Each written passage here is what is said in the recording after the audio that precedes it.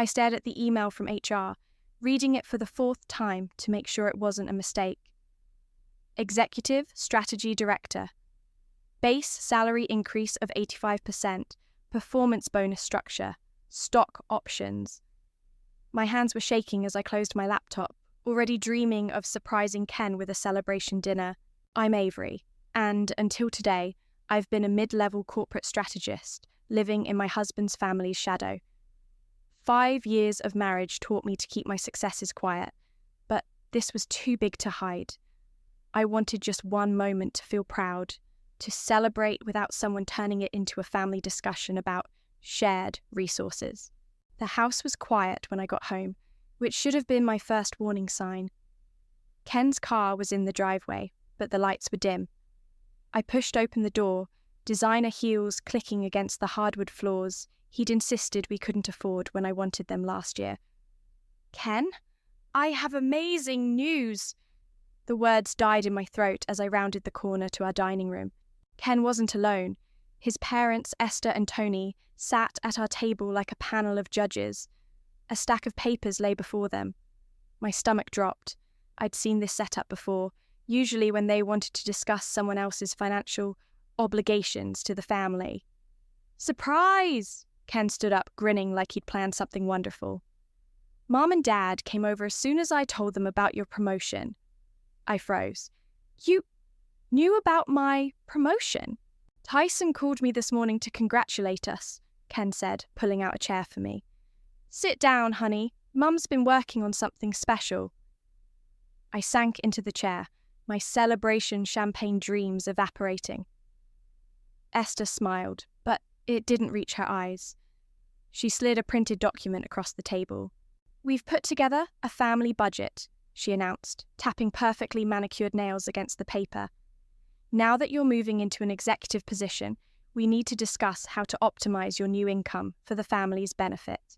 I picked up the document, my law school training kicking in as I scanned the numbers. They'd already allocated every penny of my raise. House renovations for them. Seed money for Emiliano's latest business scheme. A vacation home they'd share with us, generously. "This is comprehensive," I managed, my voice steady despite the rage building in my chest. "We've been planning this for weeks," Ken beamed. "Ever since Mom heard rumors about your promotion. Weeks. They'd been planning how to spend my money for weeks, while I was working 60-hour days to earn it." "What about our plans?" I asked Ken. "The savings we discussed? Starting a family?" Esther waved her hand dismissively. "There's plenty of time for that later. Family has to come first, Avery. You understand that, don't you?" I looked at Tony, who hadn't said a word. He nodded sagely as if his silence was wisdom instead of cowardice. Ken reached for my hand across the table. "It's only fair," he said softly. "We're all family." I felt something shift inside me, like a lock clicking into place. 5 years of compromises, of family first, while my own dreams got shelved, crystallized into perfect clarity. I smiled, and for the first time, I let a bit of steel show through. "You're right," I said, standing up. "Family is everything. I'll need time to review this properly. Maybe we can discuss it this weekend?" Relief flooded their faces. They thought I was agreeing. Ken looked so proud, like he'd successfully managed me. Esther gathered her designer purse, already talking about Sunday dinner plans. I walked them to the door, playing the dutiful daughter-in-law one last time. As soon as they left, I went to my home office and opened my laptop. In a hidden folder labelled Tax Records 2019, I pulled up a document I'd been working on for months. Plan, escrow, freedom. My phone buzzed. A text from Ken. "That went well. Mum's so happy. Love you." I added tonight's budget proposal to my evidence folder and began typing. Day 1 of exit strategy. Initiated. They wanted to plan my future. Fine. But they had no idea I'd been planning too. And unlike them, I'd learned to keep my cards close to my chest. I closed my laptop and poured myself that champagne. Tomorrow, the real work would begin. But tonight, Tonight, I'd celebrate. Not my promotion, but the clarity it brought. Sometimes the biggest gift your enemies can give you is showing their hand too early. I spread the family budget across my desk the next morning, coffee in hand, analysing it like one of my corporate takeover strategies. The numbers told a story, one of careful calculation and breathtaking entitlement. My phone buzzed. Ken's face appeared on the screen. "Hey, honey, Mum wants to know if you've had a chance to look over the numbers." I took a slow sip of coffee. "Actually, yes. I have some questions about the vacation home allocation." "Oh, that's exciting. Mum found this amazing property." "It's $80,000 for the down payment," I cut in. "That's more than what's in our joint account." Silence. Then, well, about that. I had to help Emiliano with something last month. My hand tightened around the phone. "How much?" "Just 9,000. He'll pay it back soon, I promise. His new business idea is really solid this time." I thought about the 6 other solid business ideas I'd watched fail over the past 5 years. Like the food truck or the cryptocurrency trading? That's not fair, Avery. He's family. You family. That word again. I glanced at my hidden camera feed on the laptop, the one I'd installed after finding Esther rifling through our filing cabinet last Christmas. "We'll talk about this tonight." I hung up and pulled out my notebook, the one where I'd been documenting everything. Last March, Ken borrowed $5,000 from my personal savings for Emiliano's DJ equipment. July, my planned trip to visit my sister Nicole cancelled because Esther needed help with their kitchen remodel. December, the guilt trip over not contributing to Tony's retirement fund like real family would. My desk phone lit up. "Avery, your mother-in-law is on line 1. I took a deep breath. "Put her through." "Avery, dear," Esther's voice dripped honey, "I'm looking at countertops for your kitchen renovation. I found these gorgeous Italian marble samples." "My kitchen renovation?" I clicked my pen repeatedly. "Well, yes, it's right there in the budget. Page 3 under Home Improvements. We'll need to start soon to get it done before the holiday party." The holiday party. Their annual show of family success, where I played the role of grateful daughter-in-law. "Esther, I haven't agreed to any renovations yet. But Ken said—" "I need to go. I have a meeting." I hung up before she could respond. Opening my laptop, I pulled up Plan Escrow Freedom. The document had grown from an angry late-night rant into a detailed escape strategy. I added today's conversations to the log and checked my timeline. My phone buzzed again. A text from Soleil, my college friend. "Lunch? That cafe you mentioned?" An hour later, I sat across from Soleil in a quiet corner booth, picking at my salad. "Show me," she said. I slid the budget across the table. Her eyes widened as she read. "Holy shit, Avery. They really planned your whole life out." Keep reading. Page 4 is where they explain how my bonus should go to Emiliano's business expansion. Soleil's face darkened. "Please tell me you're not considering this." I leaned forward. "Remember that apartment complex you mentioned? The one near your office?" "The Meridian?" "Yeah, they just had a penthouse open up." "Wait." She put down the budget. "Are you saying what I think you're saying?" I pulled out my phone and showed her the email confirmation. "Lease starts next month." "Oh my God!" She grabbed my hand. "Are you sure?" "Watch this." I opened my video app and played the clip from last week. Ken and Esther in my home office, looking through my tax returns. "She's going to be making serious money now," Ken was saying. "We need to lock this down before she realizes she's too good for all this." Soleil's jaw dropped. "When did you install cameras?" "After I found them going through my personal files. But that's not even the best part." I fast-forwarded to yesterday. Listen, once we get her to sign off on this budget, Esther's voice came through clearly, we'll have access to everything. Ken, you need to make sure she doesn't start getting independent ideas. I closed the app. That's when I knew I wasn't crazy. All those times I felt like I was being manipulated, used. Because you were. Soleil squeezed my hand. What do you need from me? I pulled out another document. Apartment listings, moving company quotes, job transfer requests. Help me disappear. Properly this time. She nodded, no questions asked. That's why I'd reached out to her first. Soleil understood survival. Back at my desk, I opened my secret folder again. Added one line to the bottom. Final straw. Confirmed. The time for quiet documentation was over. Now, it was time to act. The clock read 1:43 a.m. when I finally called Nicole. My sister picked up on the second ring, like she'd been waiting. I wondered when you'd call, she said. I saw Ken's Facebook post about your promotion and the family dinner. I curled up in my home office chair, away from my sleeping husband. They had a budget ready, Nick. A whole fucking budget. Of course they did. Nicole's voice hardened. Remember what I said at your wedding? That I was marrying the whole family, not just Ken. I pulled up the hidden camera feed on my laptop. You were right. God, you were so right. Tell me everything. I walked her through the budget, the hidden cameras, the conversations I'd recorded. With each detail, her sighs grew heavier.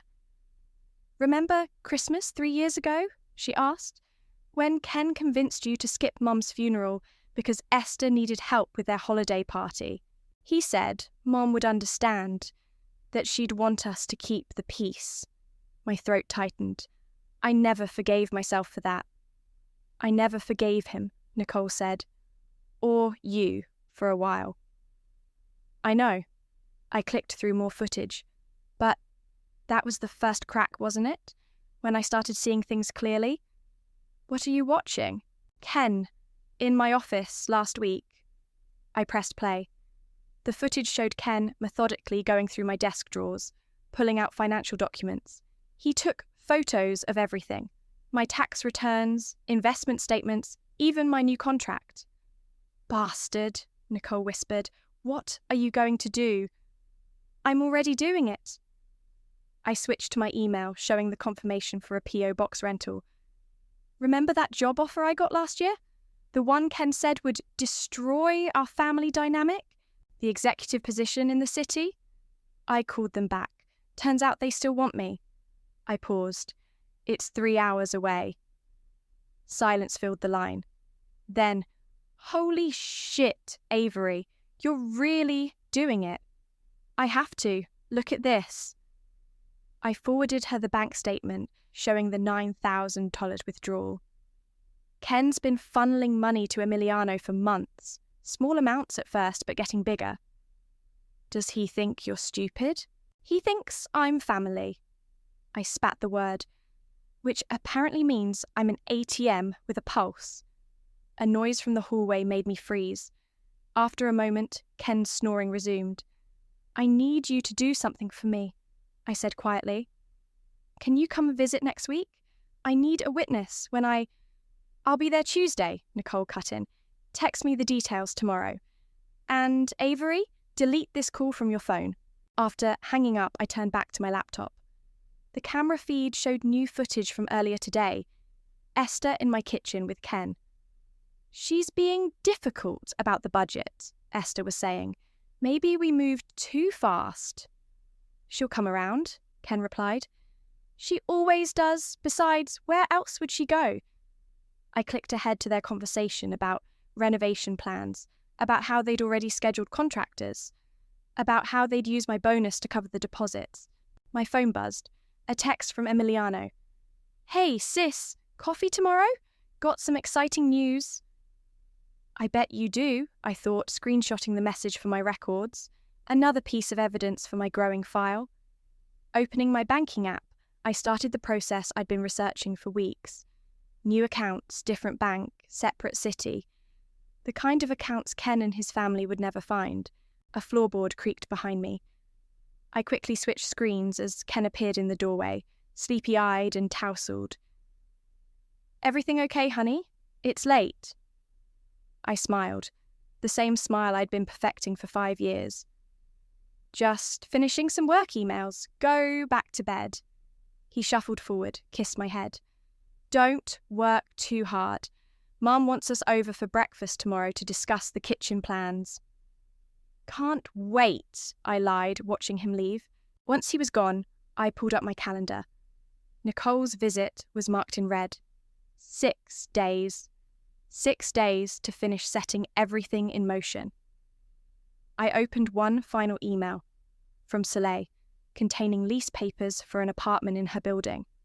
The kind of place I'd always wanted, but Ken said was too flashy for family people. My cursor hovered over the sign digitally button. In the other room, Ken's snoring had resumed, peaceful and oblivious. I thought about all the nights I'd laid awake beside him, wondering if I was the crazy one for feeling trapped, used, controlled. Not anymore. I signed the lease, then added one final note to my evidence file. They think I'm trapped. They forget that trapped animals are the most dangerous. "Your mail forwarding is all set up," the postal clerk said, handing me my P.O. box keys. "Starting next month, everything will route to your new address." I slipped the keys into my purse beside the USB drive, containing 5 years of recorded conversations. One more piece in place. My phone buzzed. Ken. I let it go to voicemail. The moving company office was next. I'd chosen them carefully. A company with no local connections, paid in cash. "Full service pack and move?" The coordinator reviewed my paperwork. "That's our platinum package. We can have a team there at 9 a.m. on your selected date." "Perfect." I handed over my credit card. "And you're sure about the confidentiality agreement?" "Standard practice for high-end moves, Mum. No calls to any number except the one you provided." Back in my car, I finally listened to Ken's voicemail. "Hey, honey, Mum's wondering about paint samples for the kitchen. Can you stop by their house after work? Love you." Instead, I drove to Soleil's office. She was waiting in the lobby. "Ready to see your new place?" She dangled a set of keys. The penthouse was everything I'd dreamed of. Floor-to-ceiling windows, modern kitchen, no trace of Esther's suffocating taste in decor. "Previous tenant left the furniture," Soleil said, watching me run my hand along the pristine countertop. "Included in the lease. It's perfect." I walked to the windows, looking out at my new city. "How soon can I move in?" "Whenever you're ready." She paused. "Have you told them yet?" "Not yet. Nicole arrives Tuesday. After that..." I turned from the window. "I need your help with something else." We spent the next hour setting up security cameras, a new Wi-Fi network, and a state-of-the-art door lock system. No more surprise visits from family. My phone buzzed again. Esther, this time. "Avery, where are you? We've been waiting with these samples." "Sorry, Esther, emergency work meeting. Might be late. But the contractors need decisions." "Got to go." I hung up, catching Soleil's raised eyebrow. "You're getting better at that," she said. "Practice makes perfect." I checked my watch. "Speaking of practice, I have a meeting with Tyson in an hour." My boss was already waiting in his office when I arrived. He smiled as I sat down. "Transfer paperwork came through," he said, sliding a folder across his desk. "Regional office is thrilled to have you. Starting next month?" "Yes." I signed where indicated. "And you're sure?" "Nobody knows except HR and me." He leaned back. "Though I have to ask, does this have anything to do with those family budget discussions I overheard Ken mentioning?" I met his eyes. "Would that change anything?" "Only my respect for you, which would increase." He took the signed papers. "Good luck, Avery. You've earned this." Back home, I found Ken in the kitchen with takeout containers. "There you are!" He pulled me into a hug that felt like a trap. Mom's pretty upset you missed the paint selection. Work emergency. I shrugged off his embrace. Big project. About that. He shifted uncomfortably. Emiliano needs some advice on his business plan. Maybe you could look it over? With your new position, you could really help him succeed. Sure. I forced a smile. Next week, maybe? Actually, he's coming over tomorrow with the proposal and some investment papers for you to sign. Of course he was. I thought of my moving truck receipt, safely stored in my new P.O. box. 2 weeks. I just needed to hold it together for 2 more weeks. Sounds great, I lied. Can't wait. Later, after Ken was asleep, I slipped into my office and opened my laptop. The security camera feed from Esther's house played silently. She's being difficult, Esther was telling Tony. All these work excuses. Give her time, Tony replied. Once the contractors start, she'll have to commit. I switched to my email, confirming my appointment with a divorce lawyer in my new city. Then I checked my new bank accounts. Everything in place, ready for transfer. My phone lit up with a text from Nicole. Flight booked, Tuesday, 10 a.m. Ready when you are, sis. I looked at my calendar. 6 days until Nicole arrived. 8 days until the movers came. 10 days until my new job started. And 14 days until they all realised just how badly they'd underestimated me. I closed my laptop and whispered into the darkness. The countdown begins. Emiliano spread his business proposal across our dining room table, the same spot where they'd ambushed me with their budget a week ago. The irony wasn't lost on me. It's a guaranteed investment, he said, pointing to inflated projections. Premium dog accessories. Everyone's getting pandemic puppies, right?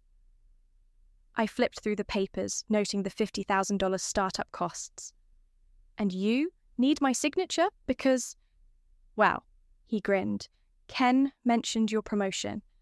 And as family, did he also mention the $9,000 he already gave you? I kept my voice level, watching his face. His smile faltered. That was different, a temporary thing, like the food truck or the cryptocurrency trading. I stacked his papers neatly. How much have you paid back? Avery. Ken's voice came sharp from the doorway. That's not fair. No. I turned to face my husband. What's not fair, Ken? The money you took without asking? Or the fact that you promised him more? Emiliano stood up. I should go. Stay. Ken moved into the room. Avery, can we talk privately? In the kitchen, Ken's facade cracked. What's wrong with you lately? This isn't like you. No? I leaned against the counter. Who am I like, Ken? The quiet wife who lets you drain our accounts? The grateful daughter-in-law who funds everyone's dreams but her own? I promised him. You promised him my money. The words came out cold. Just like you promised your mother my bonus for kitchen renovations I never agreed to. His face darkened. We're family. We help each other. Family? I laughed. Is that what you call it? Because I have another word for people who take without asking. You're being selfish. He slammed his hand on the counter. Ever since this promotion, you've changed. No, I've woken up. I moved toward the door. And I'm done being everyone's ATM. Back in the dining room, Emiliano was texting rapidly. Probably updating Esther on the drama. Keep your proposal, I said, and tell your mother to cancel the contractors. But, Emiliano started. My phone rang. Esther's timing was impeccable. Avery! Her voice crackled with tension. What's this about cancelling the renovation? I never agreed to it. Don't be difficult, dear. We've already paid the deposits. Using Ken's card, of course. The one linked to your joint account. My hand tightened on the phone. How much? Just 15,000. A steal, really, for Italian marble. You spent $15,000 without my permission. Family doesn't need permission, she said smoothly. We take care of each other. Speaking of which, about Emiliano's business proposal. I hung up. The room spun slightly as I processed the latest theft. Ken touched my arm. Honey, please. Mom's just trying to help. Don't touch me. I pulled away. Get out. Both of you. This isn't like you, Ken repeated, but there was fear in his voice now. You're acting crazy. Crazy? I walked to my office, returned with printouts. Here's crazy. Bank statements showing money stolen, recordings of your mother planning my financial future, contractors hired without my consent. You've been spying on us? Emiliano looked horrified. No, I smiled. I've been protecting myself. Ken grabbed the papers. You can't do this. We're family. Not anymore. After they left, I sat in the silence waiting. 3, 2, 1. My phone lit up. Esther. How dare you treat family this way? She hissed. After everything we've done. Everything you've done? I kept my voice steady. Would you like a list, Esther? Should we start with the money or the manipulation? I'm coming over. We need to discuss your attitude. No. The word came out like steel. What you need to do is listen. The renovation is cancelled. The business investment is cancelled. And if $1 more leaves my accounts without my permission, the next call I make will be to my lawyer. Silence. Then, you ungrateful little... I hung up again, opened my laptop and pressed play on the security feed. Through the camera, I watched Esther pacing her living room, phone to her ear. She's completely lost it, she was telling someone. All our plans. Yes, I know we need to lock her down before... No, she can't leave. We've invested too much. I pressed record, adding another clip to my evidence file. A text from Ken popped up. Mum's right, you're not thinking clearly. Let's talk when I get home. Instead of responding, I opened my email and confirmed my job transfer. The response came immediately. Welcome aboard, see you next month. I smiled, thinking of the moving truck scheduled for next week, the penthouse waiting in my new city, and the look on their faces when they realised just how clearly I'd been thinking all along. The formal dining room at Esther and Tony's house felt like a courtroom. They'd arranged the seating perfectly, Ken and his parents on one side, me alone on the other. A power play they'd used before. I wore my best suit, the one I'd bought for executive meetings. Armour in its own way. We've revised the budget, Esther began, sliding a new document across the table. Taking into account your concerns. I didn't touch the paper. Concerns? Is that what we're calling theft now? Avery, Ken warned, please. The renovation deposits have been refunded, Tony added, speaking for the first time. We're willing to compromise. I looked at their faces. Esther's controlled smile, Tony's false patience, Ken's nervous fidgeting. They thought this was a negotiation. Before we continue, I said, pulling out my iPad, there's something you should hear. Ken frowned. What are you... I pressed play. The room filled with Esther's voice from 2 weeks ago. Once we get her to sign off on this budget, we'll have access to everything. Ken, you need to make sure she doesn't start getting independent ideas. Colour drained from Esther's face. I switched to another clip. She's making serious money now. We need to lock this down before she realises she's too good for all this. Ken's voice, his words, his betrayal in high-definition audio. You recorded us? Esther's voice shook. In our own home? No, I smiled. In mine, where you were discussing my financial future without me. That's illegal, Tony started. Actually, it's not. Single-party consent state. I consented. I switched to another clip. Ken and Emiliano discussing the money they'd taken. Turn that off, Ken demanded. Why? Afraid to hear your own words? I played more. Their plans for my bonus, discussions of my salary, jokes about keeping me controlled through family obligation. Enough, Esther stood up. This is not how family behaves. You're right. I pulled out a folder. This is how family behaves. I slid documents across the table. Bank statements showing unauthorized withdrawals. Contractor agreements signed without my consent. Text messages planning how to handle me. What is this? Ken's voice cracked. Evidence. I met his eyes. Of financial abuse, theft, and fraud. You wouldn't dare, Esther whispered. We're family. Family doesn't steal from each other. Family doesn't manipulate and lie. I stood up. Family doesn't treat people like ATMs. We can fix this, Ken pleaded. Whatever you want. What I want, I laughed. I wanted a husband who protected me, not his mother's agenda. I wanted in-laws who saw me as a person, not a resource. I wanted a family, not a financial hostage situation. You're being dramatic, Tony said. I pulled out one final document.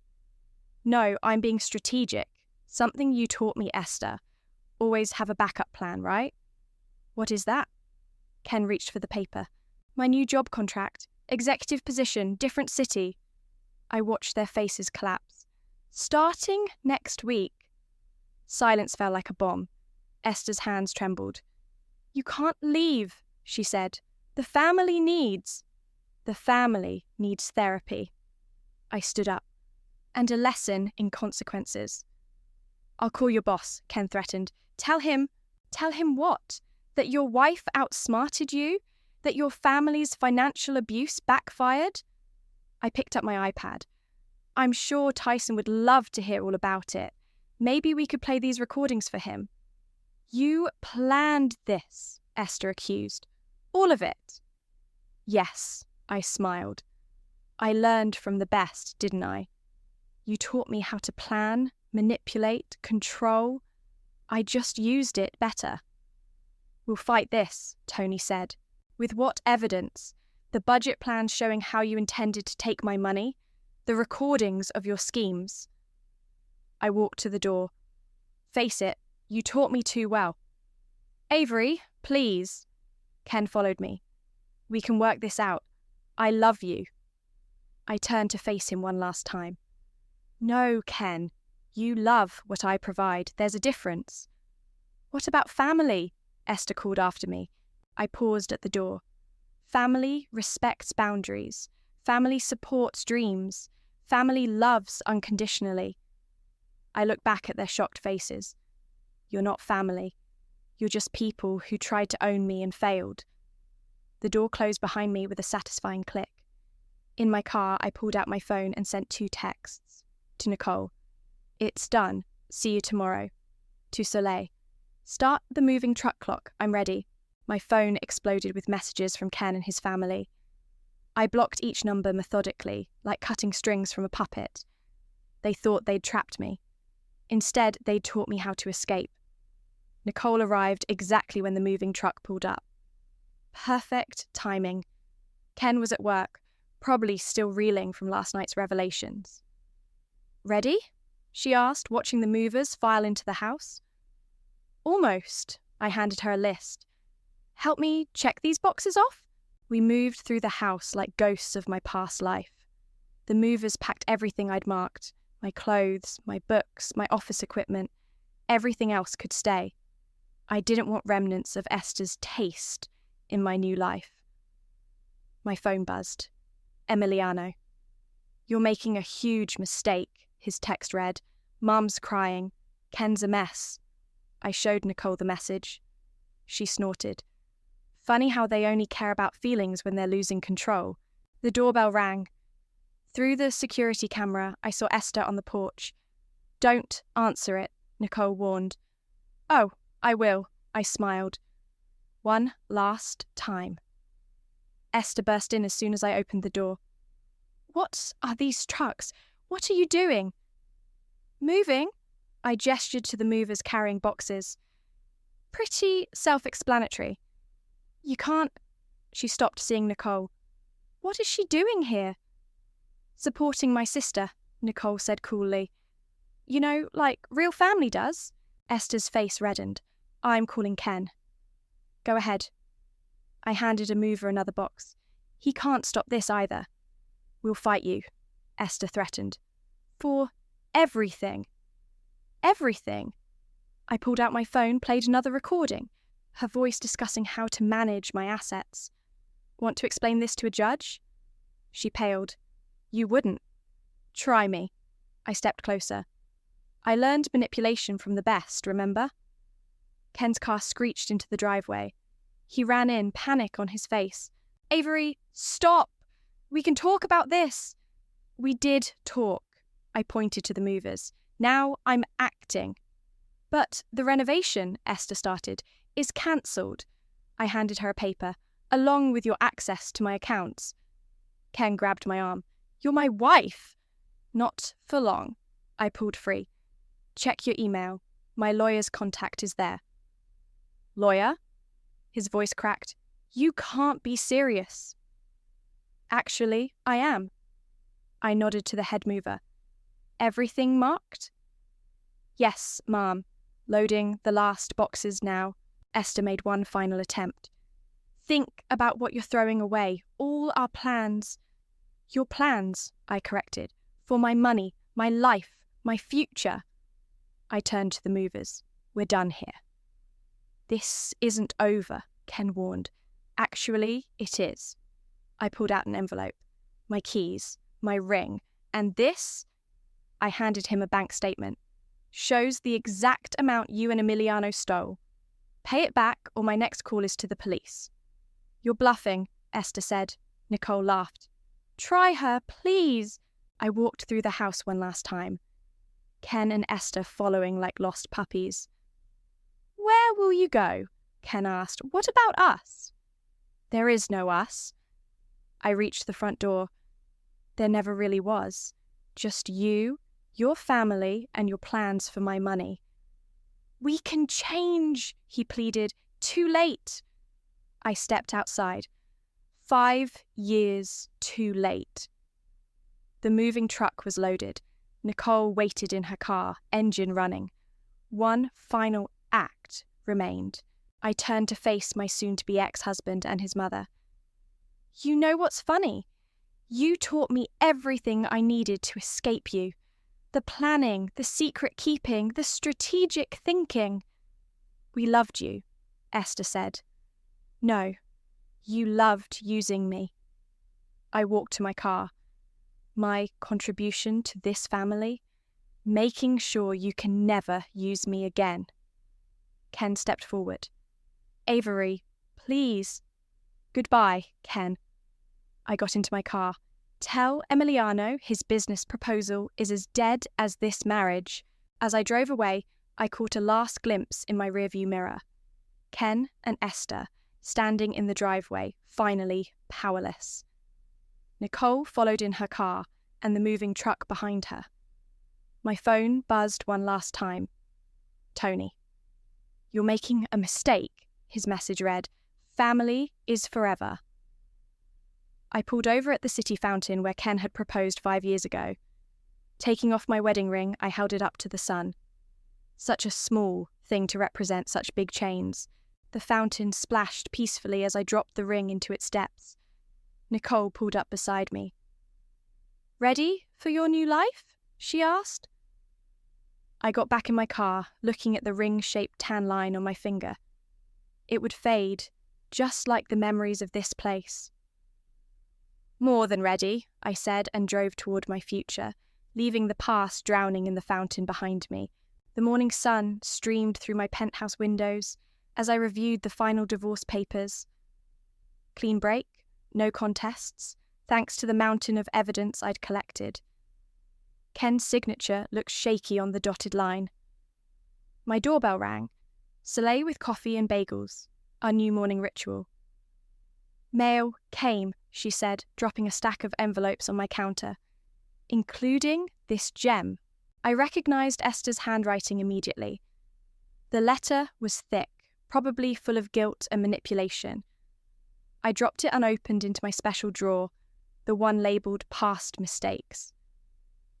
You're not going to read it? Soleil asked. Nothing in there I need to hear. I sipped my coffee. Besides, I have better news to focus on. I slid a newspaper across the counter.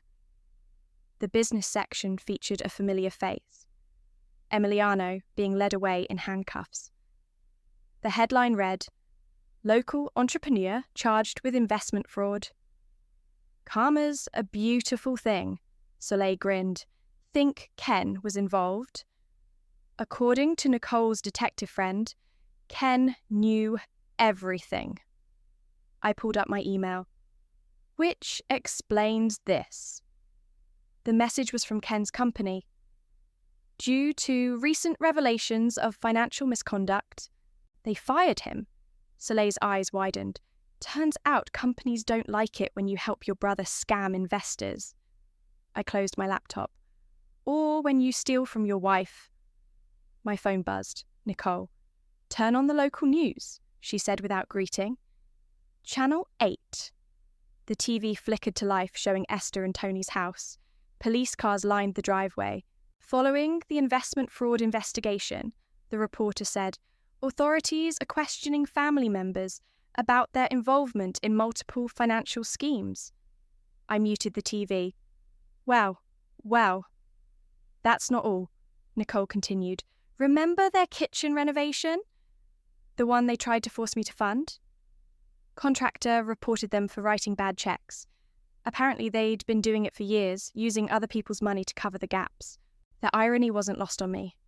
Their perfect family image, built on fraud and manipulation, crumbling like a house of cards. My doorbell rang again. This time it was Tyson, my former boss, now a regular mentor. Thought you'd want to see this, he said, handing me a business magazine. My company's latest acquisition was featured, the deal I'd structured in my first month here.